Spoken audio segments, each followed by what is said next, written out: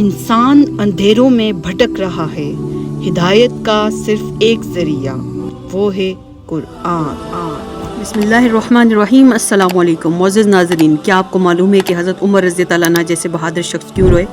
پیارے نبی صلی اللہ علیہ وسلم نے اپنے آخری ایام میں سب سے زیادہ کیا پڑھا؟ اور نبی پاک صلی اللہ علیہ وسلم نے لعنت کا لفظ کیوں استعمال کیا؟ ابن عباس رضی اللہ عنہ کا بیان ہے کہ جب یہ صورت نازل ہوئی تو حضور صلی اللہ علیہ وسلم نے فرمایا، مجھے میری وفات کی خبر دے دی گئی ہے اور میرا وقت آن پورا ہوا۔ ام المومنین حضرت ام حبیبہ رضی اللہ عنہ فرماتی ہیں کہ جب یہ صورت نازل ہوئی تو حضور صلی اللہ علیہ وسلم نے فرمایا کہ اس سال میرا انتقال ہونے والا ہے۔ یہ بات سن کے حضرت فاطمہ رضی اللہ عنہ رو دی۔ اس پر آپ صلی اللہ علیہ وسلم نے فرمایا، میرے خاندان میں سب سے پہلے تم ہی مجھ سے آ کے ملو گی، اور یہ سن کے وہ مسکرا دی۔ ابن عباس رضی اللہ عنہ فرماتے ہیں کہ حضرت عمر رضی اللہ عنہ نے مجھے غزوہ بدر میں شریک ہونے والے شیوخ کے ساتھ اپنی مجلس میں بلایا۔ یہ بات بزرگوں کو ناگوار گزری اور کہنے لگے کہ ہمارے لڑکے بھی تو اسی جیسے ہیں، تو اسی کو کیوں ہمارے ساتھ شریک مجلس کیا جاتا ہے؟ حضرت عمر رضی اللہ عنہ نے فرمایا کہ علم کے لحاظ سے اس کا جو مقام ہے وہ آپ لوگ جانتے ہیں۔ پھر ایک روز انہوں نے شیوخ بدر کو بلایا اور مجھ کو بھی ان کے ساتھ بلایا۔ پھر میں سمجھ گیا آج ان کو بتانے کے لیے بلایا گیا ہوں کہ مجھ کو ان کے ساتھ کیوں شریک مجلس کیا جاتا ہے۔ دوران گفتگو حضرت عمر رضی اللہ عنہ نے ان سے پوچھا کہ آپ اذا جاء نصر اللہ والفتح سے کیا مراد لیتے ہیں؟ بعض نے کہا اس سے مراد یہ ہے کہ جب اللہ کی فتح آئے تو ہم اس کی حمد اور استغفار کریں۔ بعض نے کہا اس سے مراد شہروں اور قلعوں کی فتح ہے، اور بعض خاموش رہے۔ اس کے بعد حضرت عمر رضی اللہ عنہ نے مجھ سے پوچھا، ابن عباس کیا تم بھی یہی کہتے ہو؟ تو میں نے کہا نہیں۔ تو انہوں نے مجھ سے پوچھا تم کیا کہتے ہو؟ تو میں نے کہا اس سے مراد ہے کہ جب اللہ کی نصرت اور فتح آ پہنچے تو یہ اس بات کی علامت ہے کہ نبی پاک صلی اللہ علیہ وسلم کا کام تکمیل کو پہنچا اور ان کا رخصت ہونے کا وقت آ گیا ہے۔ اس کے بعد اللہ کی حمد اور استغفار کریں۔ اس کے بعد حضرت عمر رضی اللہ عنہ نے کہا کہ میں بھی اس کے سوا کچھ نہیں جانتا جو تم نے کہا۔ جب نبی پاک صلی اللہ علیہ وسلم کا انتقال ہوا تو حضرت عمر رضی اللہ عنہ نے فرمایا، جو کوئی کہے کہ رسول صلی اللہ علیہ وسلم کا انتقال ہو گیا ہے میں اس کی گردن مار دوں گا، بلکہ آپ اپنے رب کے پاس گئے ہیں جیسا کہ موسیٰ علیہ السلام گئے تھے۔ پھر حضرت ابو بکر رضی اللہ عنہ نے یہ آیت تلاوت کی، وَمَا مُحَمَّدٍ إِلَّا رَسُولٌ قَدْ خَلَتْ مِن قَبْلِهِ الرُّسُلُ۔ اس پر لوگوں کو یقین آ گیا کہ واقعی رسول اللہ صلی اللہ علیہ وسلم کا وصال ہو گیا ہے۔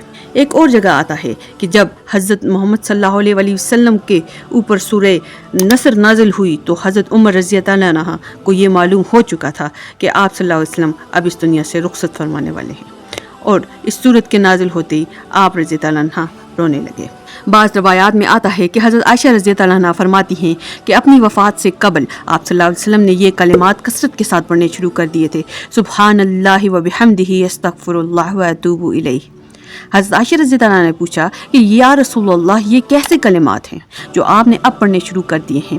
تو فرمایا میرے لیے ایک علامت مقرر کر دی گئی ہے کہ جب بھی وہ دیکھوں تو یہ کثرت کے ساتھ پڑھوں، اور وہ ہے اذا جاء نصر اللہ والفتح۔ حضرت ام سلمہ کہتی ہیں کہ آپ نے اپنے آخری وقت میں اٹھتے بیٹھتے چلتے پھرتے کثرت کے ساتھ سبحان اللہ و بحمدہ پڑھا۔ میں نے پوچھا آپ یہ کلمات اتنی کثرت سے کیوں پڑھتے ہیں؟ آپ نے فرمایا مجھے اس کا حکم دیا گیا ہے۔ پھر آپ نے یہ سورت پڑھی۔ حضرت ابن عباس رضی اللہ عنہ روایت کرتے ہیں کہ اس سورت کے نازل ہونے کے بعد آپ صلی اللہ علیہ وسلم آخرت کی تیاری کرنے میں اتنے مصروف ہو گئے جتنے اس سے پہلے کبھی نہ تھے۔ ایک زمانہ تھا جب لوگ ایک دو کر کے اسلام میں داخل ہوا کرتے تھے، اور پھر وہ وقت آیا جس کا اس صورت میں بھی ذکر ہے کہ پورے قبیلے بغیر کسی جنگ یا مزاحمت کے از خود مسلمان ہونے لگے۔ یہ کیفیت سن 9 ہجری کے شروع سے رونما ہونے لگی، جس وجہ سے اس سال کو سال وفود کہا جاتا ہے۔ عرب کے گوشے گوشے سے لوگ آپ صلی اللہ علیہ وسلم کے ہاتھ پر اسلام قبول کیا، یہاں تک کہ سن 10 ہجری کو جب آپ صلی اللہ علیہ وسلم حجۃ الوداع کے لیے نکلے تب پورا عرب اسلام کے زیر نگی ہو چکا اور ملک میں کوئی مشرک باقی نہ رہا تھا۔ اس صورت میں یہ ارشاد کہ اب جب اپنے رب کا یہ کرشمہ دیکھ لو تو اس کی حمد کے ساتھ تسبیح کرو اور مغفرت کی دعا مانگو۔ یہاں حمد سے مراد اللہ پاک کی تعریف اور ثنا کرنا بھی ہے، اور اس کا شکر ادا کرنا بھی، اور تسبیح سے مراد اللہ پاک کو ہر لحاظ سے پاک اور منزہ قرار دینا ہے کہ جو کچھ کامیابی تم نے پائی اس میں اللہ کی مدد کے بغیر کچھ نہ پا سکتے تھے۔ اور مغفرت کا ذکر جیسے پہلے بیان کیا گیا ہے، کچھ روایات میں آیا ہے کہ آپ صلی اللہ علیہ وسلم نے کثرت کے ساتھ معافی مانگنے لگے۔ یہاں ہمارے لیے بہت بڑا सबक है कि हमें हर पल उठते बैठते अल्लाह से अपनी कोताहियों की माफ़ी मांगनी चाहिए, बेशक वो बड़ा रहमान और बख्शने वाला। जब रसूल सल्लल्लाहु अलैहि वसल्लम की वफ़ात का वक्त करीब आया तो हज़रत जिब्राइल अलैहिस्सलाम आप सल्लल्लाहु अलैहि वसल्लम के पास तशरीफ़ लाए और कहा, ए मोहम्मद सल्लल्लाहु अलैहि वसल्लम, अल्लाह ताला आपको सलाम कहता है और इख्तियार देता है कि आप चाहें तो दुनिया में रहें, चाहे तो अपने रब के पास तशरीफ़ ले जाएं।